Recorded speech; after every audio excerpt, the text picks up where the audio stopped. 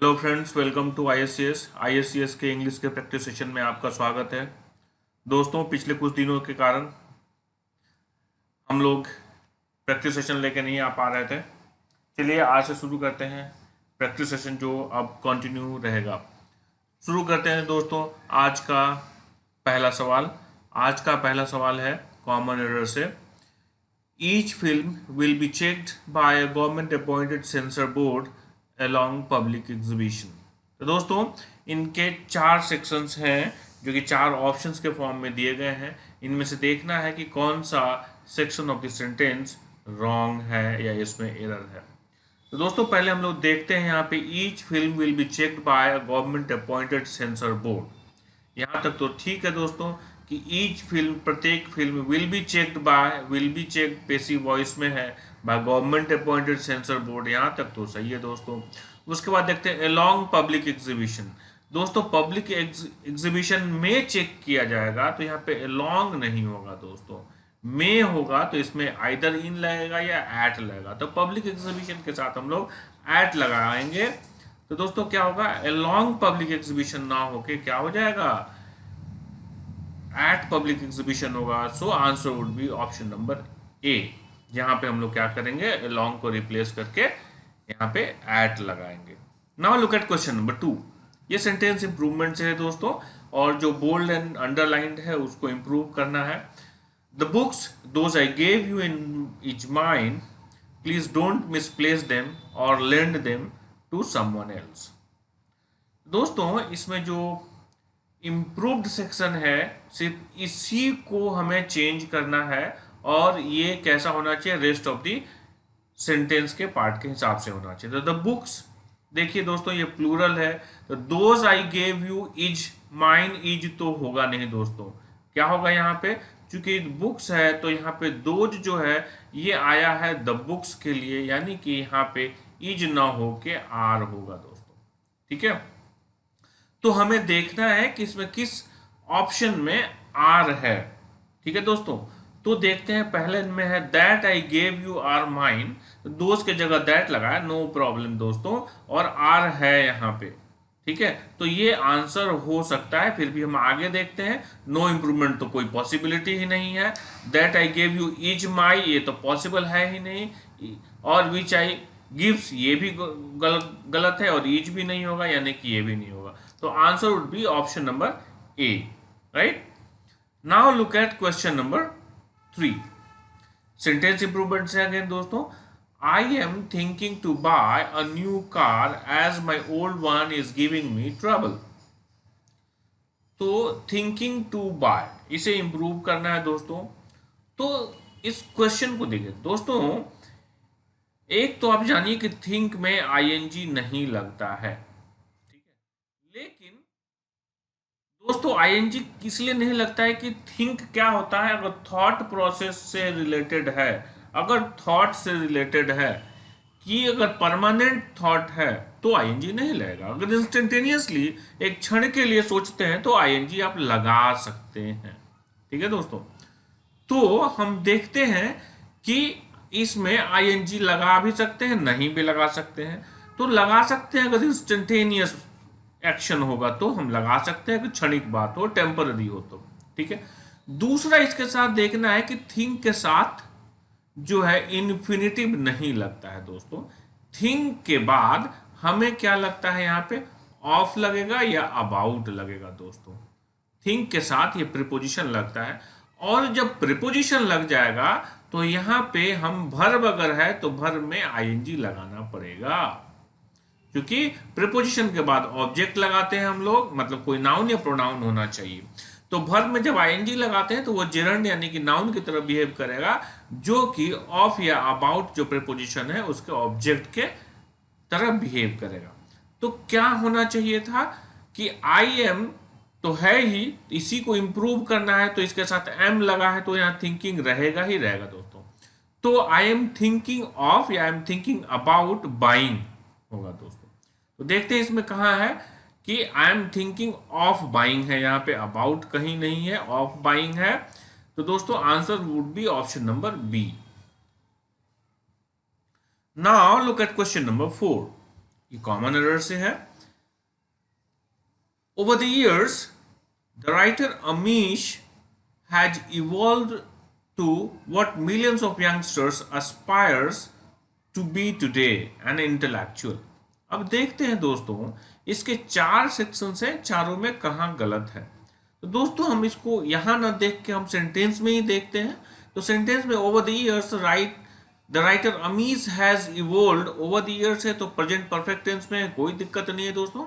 The writer Amish has evolve to what millions of youngsters, तो millions of youngsters है तो यहाँ पे एस्पायर्स नहीं होगा दोस्तों, क्योंकि एस्पायर्स जो है इसका सब्जेक्ट प्लूरल है, मिलियंस ऑफ यंगस्टर्स। अगर प्लूरल है तो ये वर्ब भी प्लूरल होगा, यानी कि एस्पायर होगा, ना कि एस्पायर्स। ठीक है दोस्तों, तो देखते हैं किसमें एस्पायर है। तो गलती यहीं पे हो गई दोस्तों। सो जो गलत है वही आंसर होगा, यानी कि option B will be the answer, because option B में ही एरर है, जहां पे एस्पायर्स ना हो के एस्पायर हो। ठीक है दोस्तों, now look at question number 5। दोस्तों ये सेंटेंस इंप्रूवमेंट से है, ठीक है, हमने एक्चुअली बोल्ड नहीं किया है। यहां पे क्या होना चाहिए था, the author is not well known, little bit people have heard of him.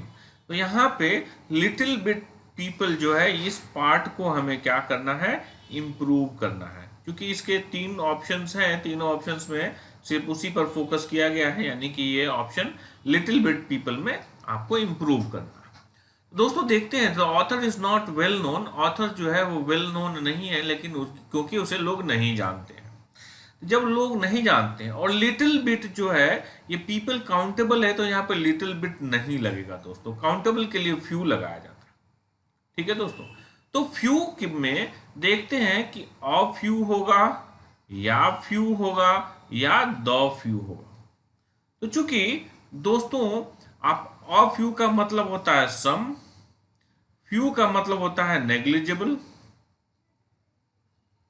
और दोस्तों द फ्यू का मतलब होता है होल, सभी लोग। ठीक है दोस्तों, तो हम देखते हैं कि जब वो वेल नोन नहीं है तो नेग्लिजिबल लोग जानते हैं, बहुत कम ही लोग जानते होंगे, तो एकदम नहीं के बराबर लोग जानते होंगे, तो यहाँ पे क्या हो जाएगा, फ्यू हो जाएगा दोस्तों, और फ्यू के साथ पीपल लगाएंगे। ठीक है दोस्तों, तो few people have heard of him. तो देखते हैं दोस्तों इसमें कहाँ ऑप्शन है, few people have heard of him, यानी कि option number D will be the right answer. Now look at question number 6। ये अगेन कॉमन एरर्स है दोस्तों, देखते हैं हम लोग इसमें कहाँ एरर है। द जज asked the man if the bag he had lost contained 5,000 rupees. The man replied that it did. No error.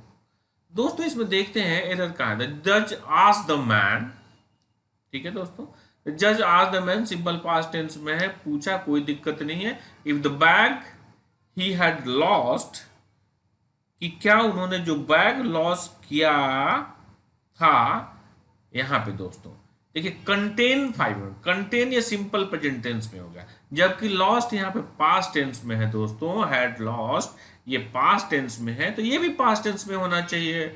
यहाँ पे तो कंटेन की जगह क्या हो जाएगा दोस्तों, ये पास्ट टेंस में बनाना पड़ेगा, ये क्या हो जाएगा, कंटेन्ड हो जाएगा, वेरी सिंपल। ठीक है दोस्तों, कंटेंट हो जाएगा, यानी कि option number C will be the right answer. यहाँ पे हम लोग कंटेन को कंटेंड से रिप्लेस करेंगे। Now look at question number 7 again from common error. We are all short sighted and very often see but one side of the matter. Our views are not extended to all that has a connection to it. अब देखते हैं दोस्तों ये question में error कहाँ है। We are all short sighted, ठीक है, and very often see but one side of the matter. ठीक है, कोई दिक्कत नहीं है दोस्तों, सिंपल प्रेजेंट टेंस में है यहां तक, ठीक है। Our views are not extended, ये भी सही है दोस्तों, व्यूज प्लूरल है, आर नॉट एक्सटेंडेड ठीक है, टू ऑल सब that has a connection to it. ओ देखिए दोस्तों, ये जुबान पे खुद ही आ गया, कनेक्शन टू इट होता है दोस्तों, विथ इट नहीं होता। ठीक है, कनेक्शन के साथ टू प्रीपोजिशन लगता है। यहां पे भी देखिए दोस्तों, यही कहता हूं मैं कि आप बार बार पढ़ेंगे, बार बार पढ़ेंगे, पढ़ते रहेंगे। अंग्रेजी पढ़ने की चीज है दोस्तों, पढ़ते रहेंगे तो जुबान पे सही चीज ऑटोमेटिक आ जाएगा दोस्तों। ठीक है, तो देखिए कनेक्शन के साथ टू प्रीपोजिशन लगता है, विथ नहीं लगता है, तो कनेक्शन टू इट होगा। Option number D will be the right answer, right, जहां पे हम लोग विथ को इट टू से रिप्लेस करेंगे। Now look at question number 8 again from common error. I trust you will show forbearance to me a few minutes more so that I can finish this work। दोस्तों चलिए इसका हम लोग error find करते हैं और देखते हैं कि कहां पे प्रॉब्लम है। आई ट्रस्ट, मैं भरोसा करता हूं, यू विल शो फोरबियरेंस, फोरबियरेंस मतलब कि थोड़ी सी आप मर्सी दिखाएंगे, टू मी मुझे, अ फ्यू मिनट्स। दोस्तों अ फ्यू मिनट्स जब यहां पे लगाते हैं तो फोरबियरेंस जो आप शो करेंगे ये कुछ देर के लिए करेंगे ना, कुछ और समय के लिए करेंगे, तो यहां पे पीरियड ऑफ टाइम है तो यहां पे 4 लगाएंगे दोस्तों। ठीक है, फॉर अ फ्यू मिनट्स होगा। ठीक है, तो क्या होगा, I trust you will show forbearance to me for a few minutes more so that I finish this work. ठीक है, तो यहां पे हम लोग देखेंगे answer would be option number C. यहां पे हमने ए बी सी लिखा है, यहां पे होना चाहिए था ए, ये है बी, ऑप्शन नंबर सी, ये है डी, ये है। ठीक है दोस्तों, तो option number C will be the right answer, जहां पे अ फ्यू मिनट्स के पहले 4 लगेगा। Now look at question number 9 again from common error. The ground outside the village abounding with frogs and snakes, the enemies of mankind, is soft and marshy। चलिए दोस्तों देखते हैं, the ground outside the village, ठीक है, कोई दिक्कत नहीं। Abounding with frogs and snakes, abound मतलब क्या होता है, अ प्लेंटी ऑफ मतलब फिल्ड विथ मतलब भरा हुआ है, एकदम बहुत ज्यादा है। Frogs and snakes, frogs and snakes से भरा हुआ है, क्या भरा हुआ है, the ground out at the village. ठीक है, द एनिमीज ऑफ मैनकाइंड, जो कि क्या है, मैनकाइंड के एनिमीज है। Is soft and mercy, is आया है इस ग्राउंड के लिए जो क्या है, अनकाउंटेबल है, तो सिंगुलर होगा, इज लगा हुआ है यहाँ पे। कैसा लैंड है वो, सॉफ्ट एंड मार्सी है, यानी कि यहां तक में कोई प्रॉब्लम नहीं है। सॉफ्ट एंड मार्सी, सॉफ्ट भी एडजेक्टिव है, मार्सी भी एडजेक्टिव है, कोई दिक्कत नहीं है दोस्तों, यानी कि answer would be no error. So answer would be no error in option number E. Now look at question number 10 again from common error. Just laws are not restraints on the freedom of the good, for the good man desires nothing which a just law interfere with। दोस्तों देखते हैं, just laws are not restraint on, तो laws है दोस्तों, यहां पे are लगा हुआ, कोई दिक्कत नहीं। Restraint on the freedom of the good, no problem. For the good man, the good man है तो डिजायर्स लिखा हुआ, सिंगुलर वर्ब हो गया, कोई प्रॉब्लम नहीं। नथिंग विच जस्ट लॉ, देखिए दोस्तों, विच अ जस्ट लॉ जो सिंगुलर है तो यहां पे इंटरफेयर होके नहीं, क्या हो जाएगा, सिंगुलर वर्ब होगा, इंटरफेयर्स होगा। ठीक है, सो answer would be option number D, जहां पे हम लोग इंटरफेयर को इंटरफेयर से रिप्लेस करेंगे। Now look at question number 11 जो एंटोनिम से है दोस्तों, अपोजिट मीनिंग वर्ड होना चाहिए। दोस्तों तो word is lurk and options are conceal, hide, creep and obvious. दोस्तों लर्क का मतलब होता है हाइड,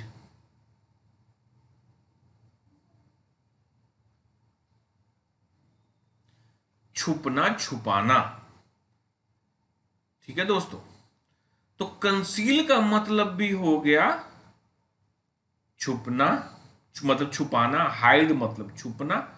क्रीप का मतलब होता है स्लो चलना, एकदम एकदम धीरे करना, डिले रहना, ये होता है दोस्तों। तो to some extent it may be synonyms to it lurk, obvious का मतलब क्या हो गया? ऑब्वियस का मतलब कि एक्सपोज्ड हो, एकदम दिखा हुआ हो, उसमें कोई रिस्ट्रिक्शन नहीं हो, पूरा दिख रहा हो, मतलब एक्सपोज्ड होगा। ठीक है दोस्तों, तो एंटोनिम्स इसका उल्टा होना चाहिए था लर्क का, तो एंटोनिम्स यहां पे क्या हो जाएगा? ऑब्वियस हो जाएगा। Answer would be option number D. Now look at question number 12, deploy. इसका भी एंटोनिम्स निकालना है दोस्तों। Options are organize, marshal, retract and dispose. दोस्तों डिप्लॉय का मतलब होता है तैनात करते हैं या अरेंज करते हैं, मैनेज करते हैं, स्ट्रैटेजी बनाते हैं, किसी को वहां पे डिप्लॉय करते हैं, तो मतलब क्या करते हैं? तैनात करते हैं, ऑर्गेनाइज करते हैं उसको, ठीक है, मैनेज करते हैं बढ़िया से, यानी कि ऑर्गेनाइज हो गया। मार्शल का मतलब भी होता है दोस्तों एक स्ट्रैटेजी बना के वहां पे डिप्लॉय करना या लगाना या तैनात करना, मार्शल हो गया। दोस्तों रिट्रैक्ट का मतलब होता है पीछे हटना। अब देखिए दोस्तों, डिप्लॉय का मतलब तैनात होना, रिट्रैक्ट का मतलब पीछे हटना, गो बैक। डिस्पोज का मतलब भी होता है दोस्तों अरेंज करना या रीअरेंज करना, अरेंज करना, ऑर्गेनाइज करना होता है डिस्पोज का मतलब। ठीक है दोस्तों, तो रिट्रैक्ट इसका उल्टा होगा, क्योंकि डिप्लॉय का तैनात और रिट्रैक्ट का मतलब वापस करना, पीछे हटना, यानी कि उल्टा होगा ऑप्शन नंबर सी, यानी कि retract. Now look at question number 13, फोरे। फोरे का मतलब होता है दोस्तों, इसका भी एंटोनिम से निकालना है कि फोरे का मतलब होता है कि अगर आपको एक्सपीरियंस नहीं है तो वो काम शुरू करते हैं, फिर भी वो काम शुरू करते हैं, तो you are making a foray to that particular field where you have least experience और यू हैव नो एक्सपीरियंस। और आप नहीं तो क्या करते हैं, एक सडन किसी पर आक्रमण भी करते हैं, आप उस पर क्या करते हैं, उसकी जगह को आप लेते हैं, इनक्रोच करते हैं। ठीक है, तो फुरे उसको भी कहते हैं। तो देखते हैं दोस्तों कि इसमें ऑप्शन क्या क्या है। तो इनकर्सन का मतलब होता है दोस्तों वही, उसको किसी के जमीन को ले लेना, उस पर रेड कर देना, उसको होस्टाइल बना देना, ठीक है, आक्रमण कर देना, यानी कि इनकर्सन और फोरे का वही मतलब हो गया। अटैक कर दिया आपने, रेड कर दिया आपने। ठीक है दोस्तों, तो दोस्तों देखते हैं डिस्पॉइल का मतलब होता है, डिस्पॉइल का मतलब होता है दोस्तों पिलेज, प्लंडर, इसको आप रैनसैक भी कह सकते हैं, RANSAC के रैनसैक, और आप इसे लूट भी कह सकते हैं। ठीक है, तो पिलेज, प्लंडर, रैनसैक, लूट। रेड का मतलब वही हो सकता है दोस्तों, क्या कहते हैं इसको आप, अचानक सडन अटैक कह सकते हैं आप इसको, सडन अटैक करते हैं, इसको भी आप रेड कह सकते हैं। और आइडलनेस मतलब क्या होगा, स्थूल, कुछ नहीं करते, एक्शन ऑफ नो एक्टिविटी, मतलब state of no activity idleness है, स्टेट ऑफ नो एक्टिविटी, यानी कि इस सब जगह में आप एक्टिव हैं यहाँ पे, और यहाँ पे state of no no activity में है, तो आइडलनेस, तो ये इसका क्या हो जाएगा दोस्तों, एंटोनिम्स हो जाएगा। तो बेसिकली हमने क्या देखा कि इनकर्सन, डिस्पॉयल, रेड, ये सारे क्या है, और फोरे, ये सारे एक दूसरे के सिनोनिम्स हैं, और एक ही सिनोनिम्स जो कि हमें फाइंड करना था वो हो आइडलनेस होगा। ठीक है दोस्तों, now look at question number 14, bout. Bout का मतलब होता है दोस्तों बारी।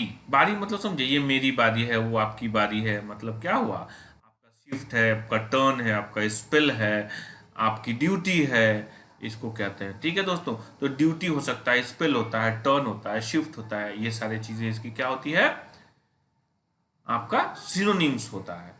और मतलब जब आपका टर्न होता है तो आप वहां जाते हैं, आप अपना काम शुरू करते हैं, आप वहां से निकलते नहीं। जब आपकी बारी होती है तो आप वहां लग जाते हैं काम करने। ठीक है, तो स्पेल, टर्न और शिफ्ट, ये क्या हो गया, उसके सिनोनिम्स हो गए। सेपरेट करने का मतलब हो गया दोस्तों आपकी बारी खत्म हो गई। ठीक है, आपकी बारी खत्म हो गई, आप वहां से दूर जा रहे हैं। ठीक है दोस्तों, आपकी जब बारी आती है तो आप वहां उसके नजदीक जाते हैं, काम शुरू करते हैं, और जब आपकी बारी खत्म होती है तो वहां से आप दूर जाते हैं, हटते हैं, सेपरेट होते हैं, अलग होते हैं। तो यहाँ पे बाउट का एंटोनिम्स सेपरेट हो जाएगा दोस्तों, ठीक है। Now look at question number 15, incumbent. Incumbent का मतलब होता है दोस्तों जो कि ऑन ड्यूटी हो, ऑन ड्यूटी हो, जो ऑफिस होल्डर हो, जो क्या हो, ऑफिस होल्डर हो, जो अपनी ड्यूटी डिस्चार्ज कर रहा हो, जिसके पास अथॉरिटी हो, जो अपना कार्य कर रहा हो, वो क्या कहलाता है, इनकम्बेंट कहलाता है। आपने अक्सर सुना होगा इलेक्शन के जमाने में कहते हैं एंटी इनकम्बेंसी फैक्टर, मतलब कि जो शासन कर रहा होता है उसके अगेंस्ट में जो फैक्टर काम करता है उसे एंटी इनकम्बेंसी फैक्टर कहते हैं। मतलब जो इनकम्बेंट पॉलिटिकल पार्टी पावर में है उसके अगेंस्ट में लोग खड़े हो तो एंटी इनकम्बेंसी कहते हैं। यानी कि एंटी ऑफिस होल्डर वो होता है एंटी इनकम्बेंसी। तो ऑफिस होल्डर हो गया दोस्तों, ड्यूटी भी हो गया, और जिसकी ड्यूटी होती है वो ऑब्लिगेटरी होता है। लेकिन जो ऑफिस में नहीं होते हैं और ऑफिस में जाना चाहते हैं, जो पावर में आना चाहते हैं, वो क्या कहलाते हैं, एस्पायरेंट कहलाते हैं। तो ये क्या हो जाएंगे, उल्टा एस्पायरेंट्स हो जाएगा। Option number D will be the right answer. Now look at question number 16। अब ये सिनोनिम्स है दोस्तों। सर्किटस, सर्किटस का मतलब क्या होता है, सर्किटस का मतलब होता है जो सर्किट की तरह हो, मेज की तरह हो, मेस की तरह हो, ठीक है, जो स्ट्रेट नहीं हो, जो डायरेक्ट नहीं हो, जो रेगुलर नहीं हो, ठीक है दोस्तों। तो इसका उल्टा क्या होगा सर्किटस का, जो स्ट्रेट हो, जो डायरेक्ट हो, ठीक है दोस्तों। तो हम लोग देखते हैं कि इसका सिनोनिम्स देखते हैं। अब देखते हैं दोस्तों, मिंडरिंग। मिंडरिंग का मतलब होता है दोस्तों, ये सिनोनिम्स निकालना है इसका। तो सिनोनिम्स मतलब कि सर्किटस का सिमिलर मीनिंग होना चाहिए, जो कि क्या हो, मेज हो, घुमावदार हो, जो लेबिरिंथ की तरह हो, जो वंडरिंग हो, जो मतलब घूमता फिरता रहता हो, ठीक है दोस्तों, जिसको आप ये भी लॉइटर भी कह सकते हैं, ठीक है, मतलब दिशाहीन हो, ठीक है दोस्तों, जिसमें दिशा नहीं हो। तो सर्किटस का दिशाहीन होना, यानी कि मिंडरिंग हो गया, जो लेबरिंथ की तरह हो और ये क्या हो, दिशाहीन हो, डायरेक्ट नहीं हो। तो ये हो गया इसका सिनोनिम्स। आगे देखते हैं क्या इससे बेहतर कोई वर्ड है। कैंडिड, स्ट्रेट होता है दोस्तों, जो एकदम घुमा फिरा के बात नहीं करता है, एकदम क्लियर कट करता है, वो कैंडिड कहलाता है। स्ट्रेट भी क्लियर कट है, ऑनेस्ट भी एकदम क्लियर कट बात करता है, यानी कि meandering will be the right answer, option number A. Now look at question number 17। Synonyms इसका भी निकालना है दोस्तों, and word is reiterate. Reiterate का मतलब होता है किसी भी बात को बार बार कहना, दोबारा कहना, तिबारा कहना, हमेशा कहना, रिपीट करना दोस्तों, ठीक है। तो जिस बात को आप रिपीट करते हैं, ठीक है, तो और जिसको रिपीट नहीं करेंगे, जिसको हाइड करेंगे, जिसको छुपाएंगे, जिसको नहीं कहेंगे, वो क्या होगा, इसका एंटोनिम्स होगा। और जो वही एक ही बात को, ऐसा नहीं कि अभी कुछ और किया, थोड़ी देर में उसमें थोड़ा सा मैनिपुलेशन करके आगे कह दिया, नहीं, उसको रिएटरेशन नहीं कहते हैं दोस्तों। रिएटरेट का मतलब कि जो बात अभी कही उसी बात को दोबारा भी कहते हैं, तो उसको कहते हैं रिएटरेट। तो दोस्तों रीआइटरेट का मतलब हो गया रिपीट करना। तो देखते हैं डुप्लीकेट। तो दोस्तों जिस बात को आप बार बार रिपीट करते हैं तो वो पहले बात का डुप्लीकेट होता है, दूसरा होगा, तो डुप्लीकेट भी आंसर हो सकता है, ठीक है दोस्तों। डिसमिस करना, डिसमिस करना मतलब रीएटरेट नहीं करना, जो मैंने कहा उसको डिसमिस किया, मतलब नहीं, जो मैंने पहले कहा वो नहीं कहा, तो ये एंटोनिम्स हो गया। कंसील, हाइड कर रहे हैं जो बात को, ये भी एंटोनिम्स हो गया। इलैप्स, नहीं, आप इलैप्स का मतलब होता है दोस्तों लैप्स, टाइम लगाते हैं, आप नहीं कहते हैं, छिपाते हैं बातों को, तो इलैप्स करते हैं, यानी कि duplicate will be the right answer दोस्तों। Answer would be option number A, duplicate. Now look at question number 18, squarely. इसका भी सिनोनिम्स दिखाना है दोस्तों। स्क्वायरली का मतलब होता है दोस्तों कि एकदम क्लियर कट, डायरेक्टली। स्क्वायरली का मतलब हो जाएगा दोस्तों डायरेक्टली क्लियर कट। अब इसको आप ऑनेस्टली भी कह सकते हैं। जो डायरेक्ट हो, कैंडिड हो, क्लियर कट हो, वो ऑनेस्ट होता है दोस्तों। तो स्क्वायरली एडवर्ब है, ऑनेस्टली भी हो सकता है। तो इनडायरेक्टली इसका एंटोनिम्स होगा। ऑनेस्टली सिनोनिम्स देखिए दोस्तों, एक वर्ड यहाँ पे आया है, ये हो सकता है। डिसीटफुली मतलब नहीं होगा, धोखेबाज। ऑब्वियसली, ऑब्वियसली मतलब हो जाएगा दोस्तों ये, मतलब जो खुले तौर से एक्सपोज्ड हो। तो एक्सपोज्ड हमेशा ऑब्वियसली और ऑनेस्टली। तो ऑनेस्टली जो ज्यादा नजदीकी वर्ड है, तो honestly will be the right answer, option number B. Now look at question number 19, abeyance. Abeyance का मतलब होता है दोस्तों किसी तरह का डिले होना, यानी कि बाधा बनना। ठीक है दोस्तों, डिले करना, इंटरप्शन करना, हिंडर करना। इंटरप्शन,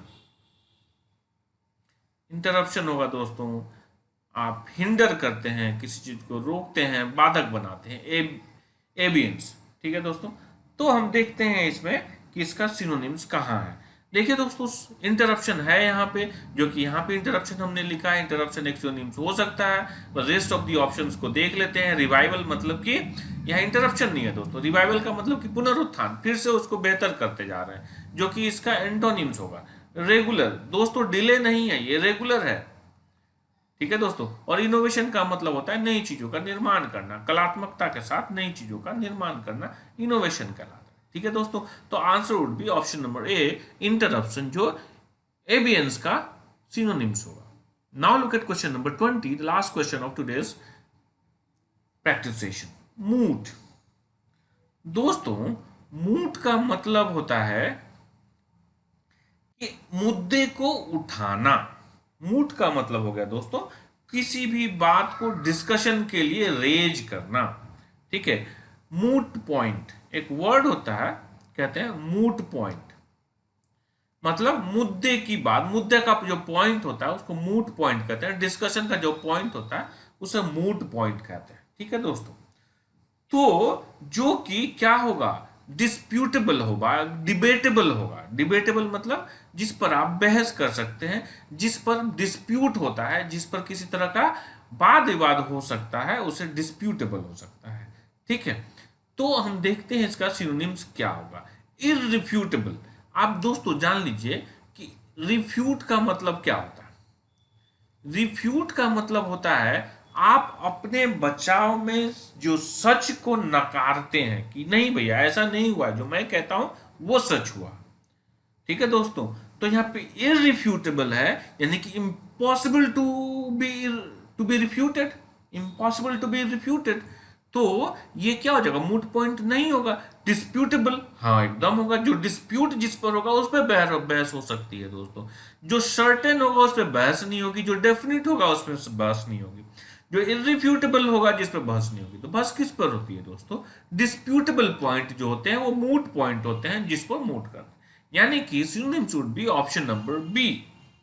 ठीक है दोस्तों, तो दोस्तों मेरा प्रयास रहा आज कि हम वर्ड ऐसा दें आपको जो कि एग्जामिनेशन में, आने वाले एग्जामिनेशन, अब तो सीईटी एग्जामिनेशन लेगी, जितने भी पीटी के एग्जामिनेशन होंगे, जो और टीयर 1 के सारे एग्जामिनेशन, चाहे वो आरआरबी के हों या फिर बैंक्स के हों, एसएससीज के हों, जो ग्रुप बी और ग्रुप सी के जो एग्जामिनेशन होने वाले हैं, उनके सारे पीटी जो है वो सीईटी लेगी।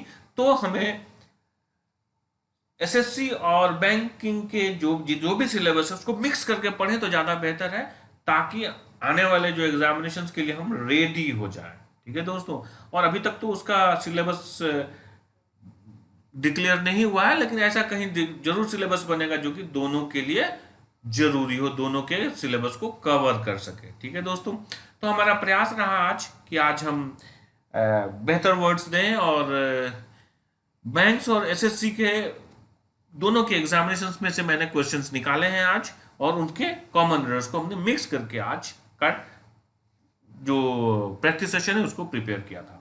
ठीक है दोस्तों, चलिए हम इसी तरीके से रोज इनोवेटिव तरीके से नए नए प्रैक्टिस सेशंस लेते आएंगे और आपके साथ जुड़े रहेंगे, और आप रोज प्रैक्टिस करें, रोज सुबह प्रैक्टिस करें। 20 क्वेश्चंस होते हैं दोस्तों, मुश्किल से 20-22 या 25 मिनट्स आपको लगेंगे, इतना रोज सुबह कर लें, एग्जामिनेशन तक में आप रेडी हो जाएंगे।